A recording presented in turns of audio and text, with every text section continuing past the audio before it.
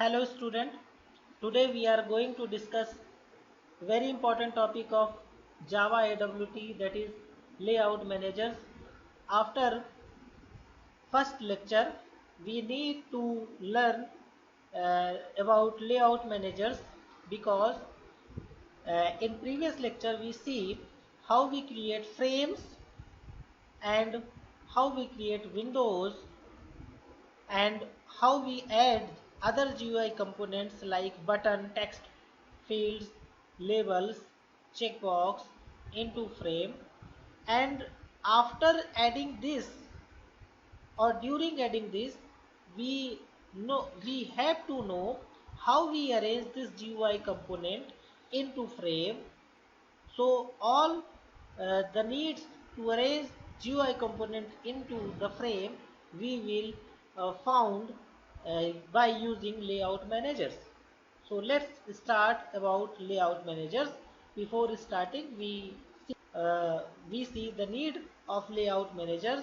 uh, for this let's take an example. सबसे पहले हम यहाँ पे AWT के एक सिंपल सा प्रोग्राम बनाते हैं और फिर आगे चलते किस प्रकार से हम इन्हें अरेंज करेंगे। ठीक है, तो here first you import one package, import what java.awt.star. ठीक है, java.awt.star and create one subclass of frame class, that is frame 1 or login anything like login form. ठीक है, login form extends frame, extends frame. यहाँ हम एक login form design करेंगे। Login form में कुछ GUI कंपोनेंट्स होंगे like button, text box and so on. तो यहाँ पे हम बटन ले लेते हैं और टेक्स्ट बॉक्स ले लेते हैं और लेबल भी ले लेते हैं। ठीक है, तो लेबल में हम मैसेज डिस्प्ले करेंगे। विंडोज़ में किसी भी मैसेज को डिस्प्ले करने के लिए लेबल यूज़ किया जाता है। तो लेबल कितने मैसेज होंगे? यूज़र नेम के लिए L1 और पासवर्ड के लिए L2। ठीक है, ये सब प्री एनालिसिस है, पहले आप एनालिसिस कर लिए और फिर साइड में लिख लें कि हमें क्या क्या चाहिए होगा और उसके अकॉर्डिंग प्रोग्राम में आप उन्हें क्रिएट करें उसकी करेस्पॉन्डिंग क्लास का यूज़ करके। दूसरा टेक्स्ट बॉक्स है। तो टेक्स्ट बॉक्स के लिए टेक्स्ट फील्ड क्लास जावा में डिफाइन है। तो that is T1 and T2। दो टेक्स्ट फील्ड होंगे, एक में हम यूजर नेम इनपुट करेंगे और दूसरे में पासवर्ड इनपुट करेंगे। ठीक है, फिर यहाँ बटन ले लेते हैं। बटन कितने बटन की जरूरत होगी? एक सबमिट या लॉगिन और एक कैंसिल। तो यहाँ पे बटन B1, B2। ठीक है, अभी हम फॉर्म डिजाइन करेंगे। नेक्स्ट लेक्चर में जब हम आपको इवेंट हैंडलिंग बताएंगे तो उस इवेंट हैंडलिंग को इम्प्लीमेंट करेंगे। ठीक है, तो यहाँ पे हमने कितने कंपोनेंट ले लिए? 2 लेबल, 2 टेक्स्ट फील्ड, 2 बटन। अब इन लेबल को, टेक्स्ट फील्ड को और बटन के जो ऑब्जेक्ट है इन्हें क्रिएट करना पड़ेगा। ठीक है, तो क्रिएट करने के लिए या तो आप इन्हें मेन मेथड में क्रिएट करिए या फिर कोई एक ऐसा मेथड बना लीजिए जिसको मेन मेथड से हम कॉल करें, या फिर एक, चूंकि इन कंपोनेंट को क्रिएट करना ही होगा, इन्हें डिस्प्ले करना है, यानी मेथड ना बना करके हम कंस्ट्रक्टर बना लेते हैं। तो कंस्ट्रक्टर ऑटोमेटिकली कॉल हो जाएंगे जब हम लॉगिन फॉर्म का ऑब्जेक्ट बनाएंगे। कंस्ट्रक्टर ऑटोमेटिकली कॉल हो जाएंगे। देयरफॉर यहाँ पर इन कंपोनेंट को क्रिएट करने के लिए हम एक कंस्ट्रक्टर डिफाइन करते हैं। So login form constructor, default constructor में L1 is equal to new label new label, new label, और जो भी टेक्स्ट आपको लेवल में डिस्प्ले करना हो कंस्ट्रक्टर में सेंड कर देते हैं। ठीक है, तो यहाँ पे हम डिस्प्ले करना चाहते हैं इंटर, वॉइस आ रही है ना, enter username, username and then L2, L2 को क्रिएट करेंगे। L2 ऑब्जेक्ट है, ऑब्जेक्ट को क्रिएट करने के लिए न्यू कीवर्ड ही यूज करते हैं, लेबल, और यहाँ पर हम लिख लेंगे क्या, एंटर यूजर नेम के बाद enter password, enter password. Now L1, L2, then text field, text field को भी क्रिएट कर लेते हैं, text field, text field, text field का ऑब्जेक्ट बना हुआ है T1 T2, तो यहाँ पे T1 is equal to what, text field, text field, T1 is equal to text field, और यहाँ टेक्स्ट फील्ड की साइज इंटीजर फॉर्मेट में आप देंगे तो उतने लेंथ की जो टेक्स्ट फील्ड है वो क्रिएट हो जाएगी। अगर आप यहाँ पे कुछ नहीं देते हैं तो मिनिमम 8 लेंथ की टेक्स्ट फील्ड क्रिएट होगी, और यहाँ पे हम 10 लेंथ की टेक्स्ट फील्ड क्रिएट करते हैं। ठीक है, T1 is equal to text field 10। Similarly T2 is equal to text field object है, इसलिए यहाँ आप क्या कर लिखना पड़ेगा, new text field object, then new text field and here. ठीक है, फिर इसके बाद बटन को भी क्रिएट कर लीजिए, button B1 is equal to new button, button में जो भी मैसेज आपको डिस्प्ले करना हो, बटन में जो भी मैसेज डिस्प्ले करना हो आप यहाँ पे लिखेंगे सबमिट, और B2 में हम डिस्प्ले करना चाहते हैं कैंसिल। ठीक है, ये दो मिनिमम बटन हमने यहाँ पे क्रिएट कर लिया। अब ये जो कंपोनेंट है ये क्रिएट हो गए लेकिन अभी डिस्प्ले नहीं होंगे। L1 L2 T1 T2 B1 B2 ये डिस्प्ले नहीं होंगे। इनको डिस्प्ले करने के लिए क्या करना पड़ता है, ऐड L1, ऐड L1, ठीक है, ऐड L2, ऐड L2, ठीक, ओके। नाउ अब L1 के बाद टेक्स्ट फील्ड होना चाहिए, L1 के बाद क्या होना चाहिए, टेक्स्ट फील्ड होना चाहिए, फिर इसके बाद L2 होना चाहिए, फिर टेक्स्ट फील्ड होना चाहिए। अगर आप इस प्रकार से करते हैं, ऐड L1 देन T1, ठीक है, फिर इसके बाद semicolon add L2 semicolon add T2, then button add B1 semicolon add B2। ध्यान दीजिएगा कि हम सेमी कॉमा लगा के नेक्स्ट स्टेटमेंट को भी उसी लाइन पे लिख सकते हैं, नो प्रॉब्लम, ठीक है, बट वो जावा का स्टेटमेंट ही होना चाहिए। नाउ फिर यहाँ पर इस कॉन्स्ट्रक्टर को क्लोज करना होगा, लेकिन कॉन्स्ट्रक्टर को क्लोज करने से पहले ये जो फ्रेम है, फ्रेम को विजुअल करना होगा, फ्रेम की साइज सेट करनी होगी। तो आप क्या लिखते हैं, सेट साइज, फ्रेम की साइज आप सेट कर दीजिए लाइक 500, 500। हमने बताया था 4 इंपॉर्टेंट मेथड होती हैं, कौन कौन सी, set size, set visual, set visual method, set visual method, और विजुअल की वैल्यू हम दे देंगे क्या, ट्रू। तो फॉर्म क्या होगा, फॉर्म विजुअल हो जाएगा, ठीक है, फॉर्म क्या होगा, फॉर्म विजुअल हो जाएगा। देखिए ये जो मेथड कॉल हो रही है ना, ऐड सेट साइज, ये किसके लिए कॉल हो रही है, कंस्ट्रक्टर के अंदर कॉल कर रहे हैं। तो कंस्ट्रक्टर के अंदर जो भी कॉल होगी वो उसके ऑब्जेक्ट के लिए कॉल होगी, और इसका ऑब्जेक्ट क्या होगा, इसका ऑब्जेक्ट होगा लॉगिन फॉर्म का ऑब्जेक्ट। लॉगिन फॉर्म का सुपर क्लास क्या है? फ्रेम का ऑब्जेक्ट है। तो इनडायरेक्टली जो लॉगिन फॉर्म का ऑब्जेक्ट होगा वो फ्रेम को पॉइंट करेगा।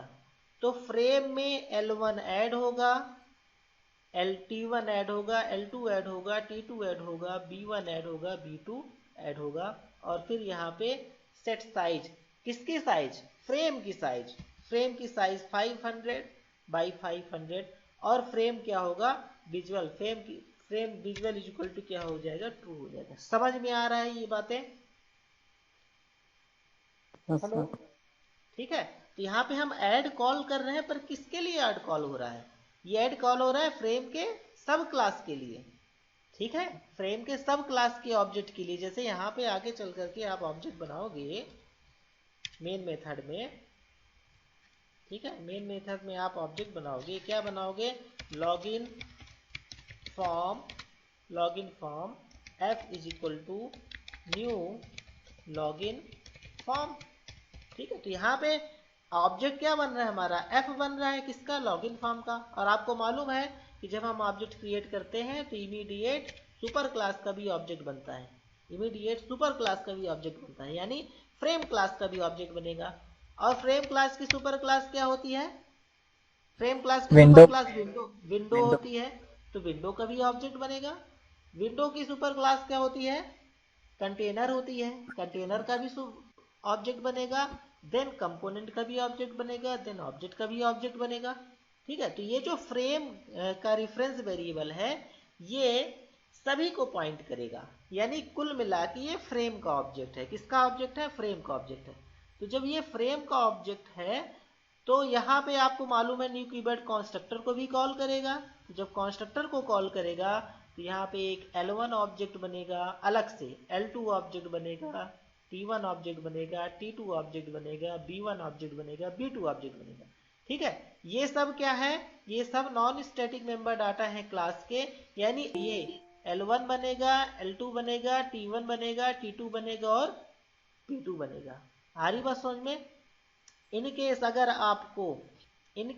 आपको L1 T2 इन्हें यहाँ यूज करना हो तो आप लिखेंगे f.L1 f.L2 and so on.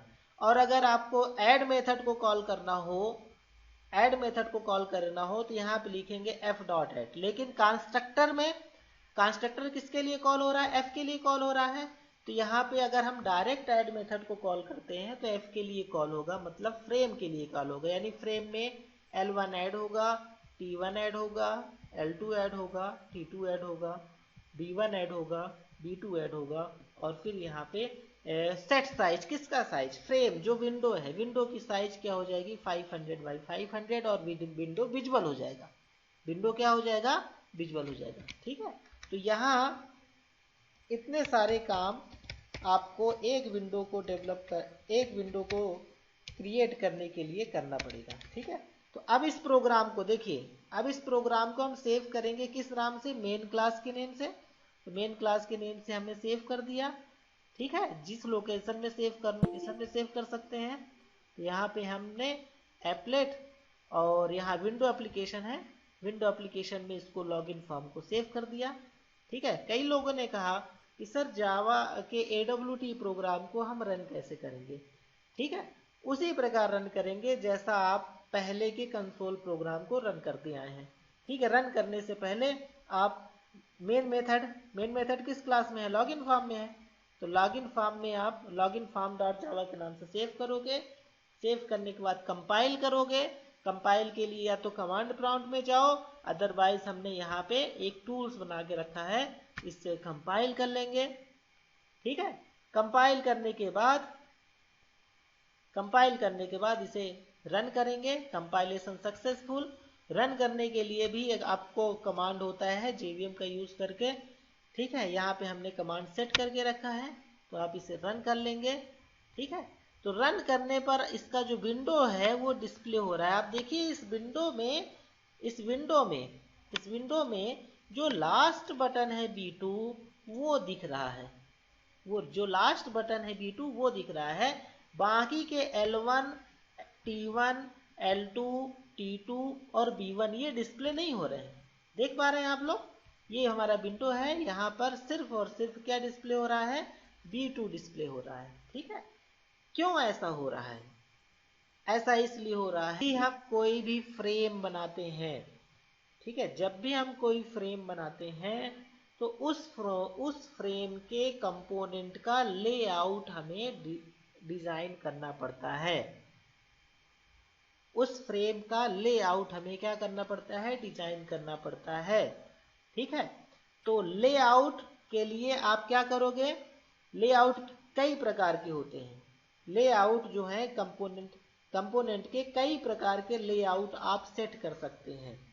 Component के कई प्रकार के लेआउट सेट करते हैं। कल के प्रोग्राम में हमने दिखाया था, हमने सेट बाउंड का यूज करके इन सभी की लोकेशन, सभी कंपोनेंट की लोकेशन सेट कर दिए थे। और सेट फ्लो लेआउट का यूज करके सेट फ्लो लेआउट का यूज करके हमने लेआउट सेट किया था। ठीक है, यहाँ पे जैसे इसके बाद फिर इसे कंपाइल करते हैं, कंपाइल करने के बाद फिर इसे रन करते हैं। तो जैसे ही हम इसको नल सेट करते हैं तो आपका फ्रेम यहाँ डिस्प्ले होता है, लेकिन फ्रेम में कोई भी कंपोनेंट डिस्प्ले नहीं होते, फ्रेम में कोई भी कंपोनेंट डिस्प्ले नहीं होते। ठीक है, तो फ्रेम में कंपोनेंट डिस्प्ले करने के लिए आपको लेआउट सेट करना पड़ेगा। Layout managers are used to arrange component in a particular manner. Layout manager is an interface that is implemented by all the classes of layout managers. There are following classes that represent the layout manager. सही तरीके से समझते हैं कि why layout managers are used, controlling the physical layout of GUI element. तो GUI element हम use कर रहे हैं B1, B2, T1, T2, इन सभी को जो फिजिकल लेआउट है उसे सेट करने के लिए लेआउट मैनेजर यूज करते हैं। Automatically positioning the component with in a container, automatically क्या करता है कि जो भी कंपोनेंट है वो एक के ऊपर एक डिस्प्ले हो जाते हैं। ठीक है, तो there are 6 types layout we can use: flow layout, border layout, cord layout, grid layout and grid back layout. तो ये 6 प्रकार के यहाँ पर लेआउट मैनेजर्स दिए हुए हैं, इनके यूज करके हम GUI कंपोनेंट का लेआउट सेट करेंगे। तो सबसे पहले फ्लो लेआउट क्या होते हैं इसे देखते हैं। It is the default layout manager for applet and panels. It is the default layout manager for applet and panels. Arrange component from left to right. इसमें कंपोनेंट जो होते हैं वो left to right, in top to down, bottom पे manage होते हैं। ठीक है, the first component is placed on top left corner, the successive components will be placed in next to the one before it till a border of the display. क्या होता है, जैसे अगर मान लीजिए हमारी स्क्रीन है, ये हमारा फ्रेम है, तो फ्रेम में पहला कंपोनेंट यहाँ आएगा, देन यहाँ, और फिर इसके बाद अगर आगे रो नहीं बच रही है तो नेक्स्ट कंपोनेंट उसके नीचे आएगा। ठीक है, तो ये फ्लो, जैसे फ्लो होता है, आप वाटर का फ्लो देखेंगे, स्टार्टिंग टू एंड जितनी जगह मिलती है वो अपना एरिया बनाता जाता है। इसी प्रकार GUI कंपोनेंट जितने आप यूज कर रहे हैं, तो टॉप कॉर्नर से row by row, top to bottom, left to right, सभी कंपोनेंट को ऐड करता जाएगा, ठीक है, the remaining component will be display in next row. जो रिमेनिंग कंपोनेंट होगा वो नेक्स्ट रो में डिस्प्ले होगा। The horizontal element of flow component is possible using the flow layout manager. The option available for horizontal element are left, right and center. By default the component are centered aligned. By default अगर हम कुछ भी use नहीं करते तो by default क्या होगा, जैसे यहाँ पे आप देखिए, आपने प्रोग्राम अभी बनाया है, प्रोग्राम में देखते हैं कि जो by default लेआउट होता है वो सेंटर होता है। ठीक है, अभी हम सेट नहीं करते, यहाँ पे इसे कंपाइल करते हैं, जावा सी फिर इसे रन करते हैं, कंपाइलेशन इज सक्सेसफुल, फिर इसे रन करते हैं। तो रन करने पर आप क्या देख रहे हैं, रन करने पर जो हमारा फ्रेम आ रहा है उस फ्रेम में बाय डिफॉल्ट जो कंपोनेंट है वो सेंटर में डिस्प्ले होते हैं। तो यहाँ पे आप देखिए सबसे लास्ट हमने कैंसिल बटन को ऐड किया था तो पूरे फ्रेम में कैंसिल बटन आ गया। इसके पीछे जो पहले कंपोनेंट हम ऐड किए होंगे B1 वो आएगा, T2 आएगा, L2 आएगा एंड सो ऑन भी आएंगे। आ रही बात समझ में? तो यहाँ पे हम फ्लो लेआउट सेट करने के लिए सेट फ्लो लेआउट मेथड को यूज करते हैं, सेट लेआउट मेथड को यूज करते हैं और यहाँ ऑब्जेक्ट पास करते हैं। किसका ऑब्जेक्ट पास करते हैं? New flow layout. ठीक है, तो अब ये ऐसा करने पर, ठीक है, अब ये जो कोड है इसको लिखने पर क्या इफेक्ट होगा उसे हम देखते हैं। ठीक है, क्या इफेक्ट होगा उसे हम देखते हैं। नाउ हियर, ठीक है, यहाँ पे ऑब्जेक्ट बना लेते हैं फ्लो लेआउट और यहाँ flow layout dot right set layout is equal to this, इस प्रकार की वैल्यू हम पास करते हैं। ठीक है, इस प्रकार की वैल्यू क्या करते हैं, पास करते हैं। खैर, तो यहाँ पे हमें क्या करना होगा, new flow layout, direct object ही हम पास कर दे रहे हैं। ये जो पार्ट होता है this is the part of object. ठीक है, फ्लो लेआउट का ऑब्जेक्ट पास कर देते हैं तो जो हमारा फ्रेम का लेआउट है वो फ्लो लेआउट सेट हो जाएगा, फ्रेम का लेआउट है वो फ्लो लेआउट सेट हो जाएगा। ठीक है, तो यहाँ पे हम इसे कंपाइल करते हैं, कंपाइल करने के बाद फिर इसे रन करते हैं। प्रीवियस विंडो को क्लोज कर दीजिए और फिर इसे हम क्या करते हैं, रन करते हैं।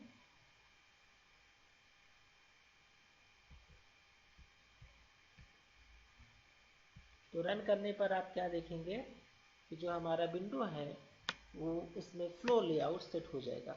तो आपने पहले क्या ऐड किया रहा था, यूजर नेम, तो पहले यूजर नेम आ गया, फिर इसके बाद टेक्स्ट फील्ड आ गया, फिर इसके बाद लेबल 2 ऐड किया था जिसमें आपने लिखा था इंटर पासवर्ड, तो लेबल 2 आ गया और उसका टेक्स्ट फील्ड आ गया और ये सबमिट आ गया, ये कैंसिल आ गया। ठीक, सबमिट। ये कैंसिल नीचे क्यों आया, इसलिए नीचे आया है क्योंकि यहाँ आगे इस रो पे जगह नहीं है। तो फ्लो लेआउट मैनेजर जो है, फ्लो लेआउट मैनेजर कंपोनेंट को row by row, top to bottom, left to right add करता है। Top to bottom, left to right क्या करता है, ऐड करता है। ठीक है, और भी लेआउट है, ठीक है, और भी लेआउट है, उनको भी हम यहाँ समझ लेते हैं। जैसे मान लीजिए बॉर्डर लेआउट जो है, border, it is the default layout manager. ये जो है डिफॉल्ट लेआउट मैनेजर है विंडो फ्रेम और डायलॉग का। It uses the graphics direction of east, west, north, south and centre. ठीक है, ईस्ट वेस्ट, ठीक है, east west, north, south, centre, यहाँ कंपोनेंट को डिस्प्ले करता है। The component are arranged along the borders of the layout. Now the component hold their relative position even resized। इनका हम ज़्यादा यूज़ नहीं करेंगे लेकिन आपको जानना है कि लेआउट होता क्या है। ठीक है, इनका हम ज़्यादा यूज़ नहीं करेंगे, इवन लेआउट को हम नल कर देंगे और अपने अकॉर्डिंग जिस पोजीशन में चाहें उस पोजीशन में GUI कंपोनेंट को डिस्प्ले करेंगे, जैसा कि कल के प्रोग्राम में देखे थे। लेकिन जो लेआउट है, लेआउट के बारे में जानना जरूरी है।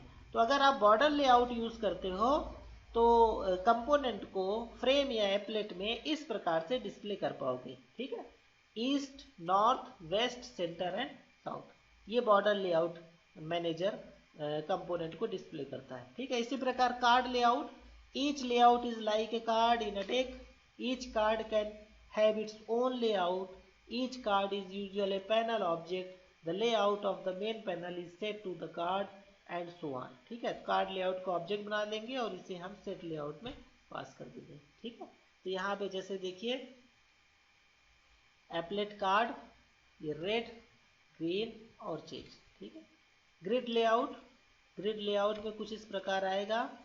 जैसे अगर आपको बनाना हो 3x3 का GUI कंपोनेंट को 3x3 ऑर्डर पे अरेंज करने हो तो कुछ इस प्रकार से आप अरेंज कर सकते हैं। ठीक है, तो ग्रिड बैग लेआउट में भी इसी प्रकार से आप अरेंज करेंगे। ठीक, और अगर मान लीजिए आप चाहते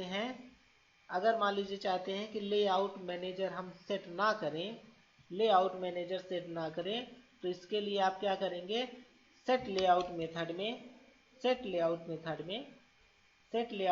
में क्या पास कर देंगे, सेट लेआउट मेथड में आप नल पास कर देंगे।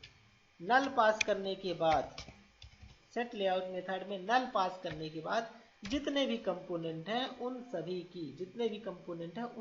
की सेट बाउंड, ठीक है, सेट बाउंड उनका लोकेशन सेट करेंगे। ठीक है, तो कैसे सेट करेंगे, आपको हमने कल के प्रोग्राम में बताया था कि set bounds is equal to this. तो यहाँ पे सबसे पहले L1 डॉट सेट बाउंड्स। ठीक है, जैसे यहाँ आपने L1 बनाया तो L1 डॉट सेट बाउंड्स,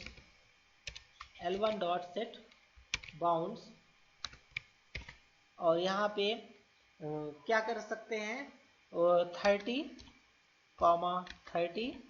और लेंथ कितना देना चाहेंगे, ये लेंथ देना चाहेंगे 30x30 के x और y पोजीशन है, और इसकी विड्थ और हाइट देने के लिए आप पहले विड्थ देंगे 30 और इसकी विड्थ मतलब चौड़ाई, विड्थ आपको ज़्यादा देना होगा, हम मान लेते हैं इसकी विड्थ हो जाएगी, इसकी विड्थ कर देते हैं 50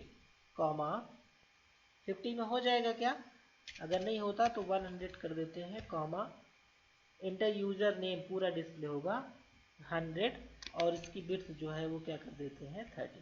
ठीक है, फिर इसी प्रकार से L2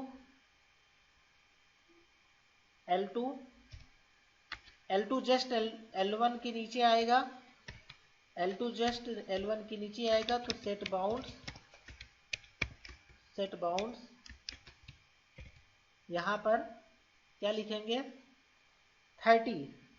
ठीक है, 30 का ये होगा और 30 गैप करके फिर आए तो यहाँ पे हम क्या कर देंगे 30 और 30 गैप करके फिर आए तो यहाँ पे हम 30 गैप कितने का करें, 30 का ही करते हैं। तो अब यहाँ जो रो है वो यानी x तो 30 रहेगा और कॉलम को कर देते हैं 90 और इसकी भी साइज कर देते हैं 100, विड्थ कर देते हैं, हाइट कर देते हैं 30। ठीक है, समझिएगा। फिर इसी प्रकार से टेक्स्ट T1 कहाँ जाएगा, T1 इसके आगे जाएगा, L1 के आगे जाएगा, तो T1 डॉट सेट बाउंड्स क्या होगा बताओ, T1 डॉट सेट बाउंड्स, रो तो वही रहेगी, रो आगे जाएगी, तो 30 और 100 130 हो गए, तो हम 150 से रो कर देते हैं 150, और रो आगे बढ़ा दिया, और जो कॉलम है यानी बाई की वैल्यू कर देते हैं 30, उसी रो पे आएगा। फिर यहाँ जो इसकी विड्थ है, विड्थ को कर देते हैं 100, हाइट कर देते हैं 30। Let's see what happened. इसी प्रकार से T2 dot set bounds,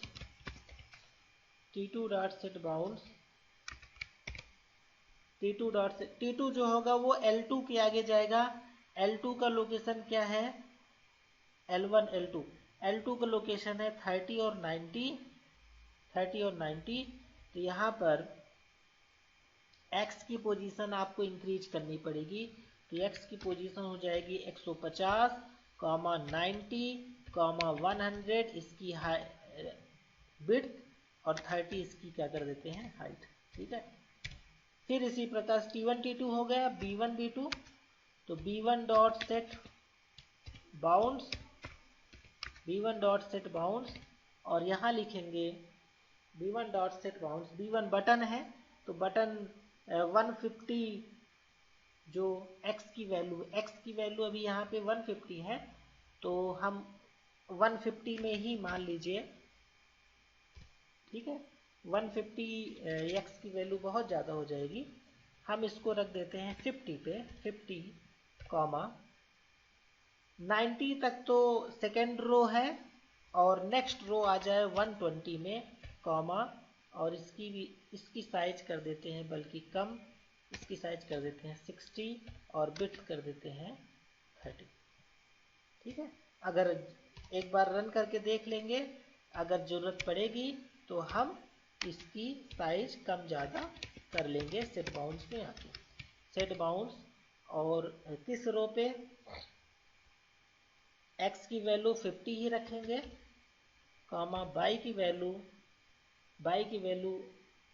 x की वैल्यू आगे होगी तो 50 यहाँ पे कर देते हैं बल्कि 100, ठीक है, या 100 की जगह 150 कर देते हैं, हमारे पास प्लेस बहुत है, और रो 120 कॉमा इसकी भी साइज कर देते हैं 60 कॉमा 30, ठीक है।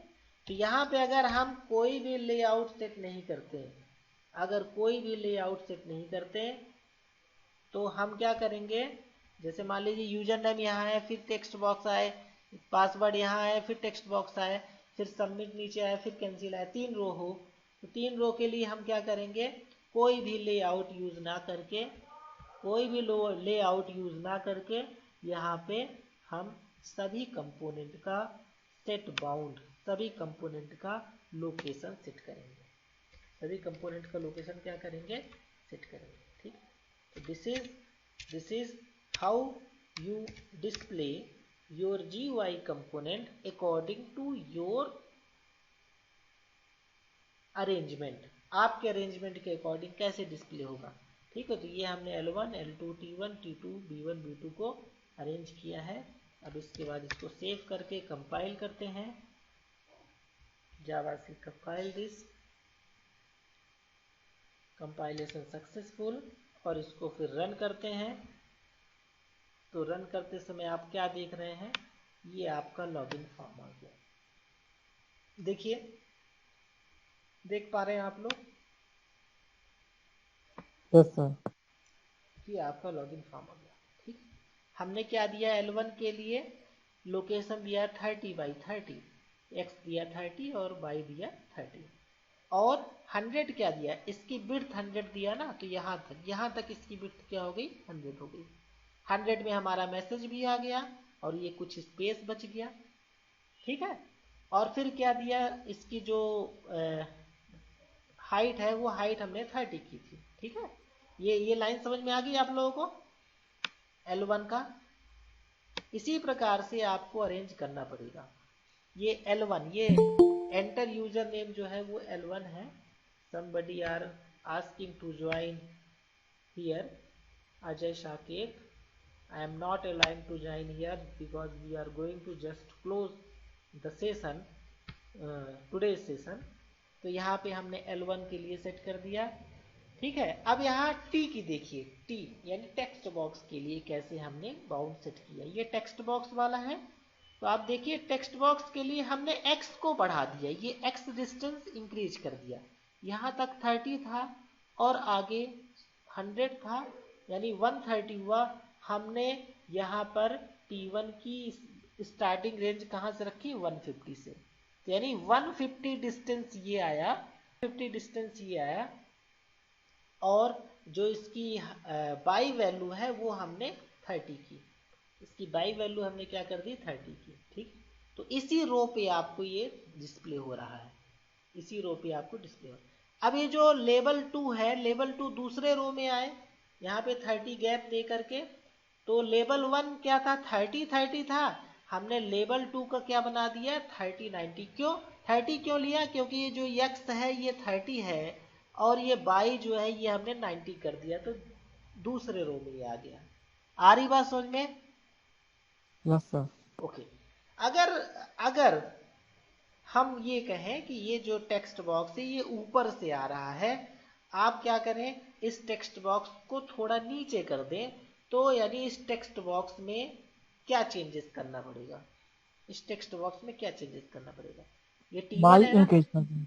बाई को इंक्रीज कर देंगे, वेरी गुड। तो यहाँ पे बाई को इंक्रीज कर देंगे 40, ठीक है। यहाँ पे L1 का भी बाई इंक्रीज कर देंगे, L1 का भी बाई इंक्रीज कर देंगे, तो एक रो पे वो डिस्प्ले होगा। इसको हम कंपाइल करते हैं, कंपाइल करने के बाद अब रन करते हैं। तो रन करने के लिए यहाँ पे आप जाएंगे और फिर जब रन करेंगे तो इस बार आप क्या देख रहे हैं, इस बार जो हमारा स्क्रीन है वो पहले से, ये पुराना स्क्रीन है, ओल्ड स्क्रीन, ओल्ड स्क्रीन से आप क्या देख रहे हैं, यहाँ पे डिस्टेंस आ गया कितना, 10 पिक्सल का, कितने का, 10 पिक्सल का। आ रही बात समझ में। अभी कुछ और चेंजेस करना है, ये बटन को थोड़ा और नीचे कर दे, ये बटन को सबमिट और कैंसिल को और नीचे कर देते हैं। तो और नीचे करने के लिए आपको क्या करना पड़ेगा, जस्ट मिनट, बाकी स्क्रीन को क्लोज कर देते हैं, ठीक। तो और नीचे करने के लिए बटन, बटन कौन सा है, B1, तो इसकी जो बाई वैल्यू है, बाई वैल्यू को इंक्रीज करेंगे। तो यहाँ पे हम बाई वैल्यू को क्या कर देते हैं, कितना कर दें, 150 कर दें या 140 कर देते हैं, देखने में ठीक लगे। और आप क्या देख रहे हैं, यहाँ पे आप देख रहे हैं कि ये पूरा स्क्रीन जो है, स्क्रीन की साइज ज़्यादा हो गई, हमें स्क्रीन की साइज थोड़ा कम करनी चाहिए, ठीक है, लगभग इतनी करनी चाहिए, इतनी। लॉगिन फॉर्म है, लॉगिन फॉर्म इतनी डिस्प्ले है। तो यहाँ पे इसकी साइज क्या कर दें, हम इसकी साइज कर देते हैं स्क्रीन की, यानी फ्रेम की साइज आप कम कर दीजिए, कम करके देख लीजिए। हम यहाँ 250 कर रहे हैं, ठीक है, 250, ठीक है, ये आ गया user name, password, submit button. अभी ये वर्क नहीं करेगा, क्यों वर्क नहीं करेगा, इसलिए वर्क नहीं करेगा क्योंकि अभी आपने इस सबमिट और कैंसिल बटन का इनपुट तो आप दे पाएंगे, नो प्रॉब्लम, इनपुट आप दे पाएंगे, लाइक APSU, और इस पासवर्ड कर देंगे आप, मान लीजिए APSU@12345। अभी पासवर्ड जो है वो हिडन नहीं जा रहा है। तो टेक्स्ट फील्ड की कुछ मेथड्स होती हैं, कुछ प्रॉपर्टीज होती हैं, जो भी आप इनपुट करेंगे वो पासवर्ड टाइप हो जाएगा, यानी स्टार हो जाएगा। ये सब आप लोग देखिएगा, मेथड आप लोग सर्च करिएगा, ठीक है। और फिर आप सबमिट करें या कैंसिल करें, तो फिर इन सब को करने के लिए, इन सब को करने के लिए आपको इवेंट हैंडलिंग सीखना पड़ेगा, ठीक है। तो this is all about designing the form using AWT and adding some GUI component. Also, what are the layout manager, why we write set bound method to every GUI component, and why we set here set layout is equal to null। अगर null नहीं करेंगे तो आपको मालूम है कि एक के ऊपर दूसरा कंपोनेंट डिस्प्ले हो जाएगा। तो ये सारी चीज़ें आज हमने सीखी है। तो नेक्स्ट लेक्चर पे हम सीखेंगे event handling. So now class is over. Tomorrow we will discuss what is event handling and how we perform event handling in our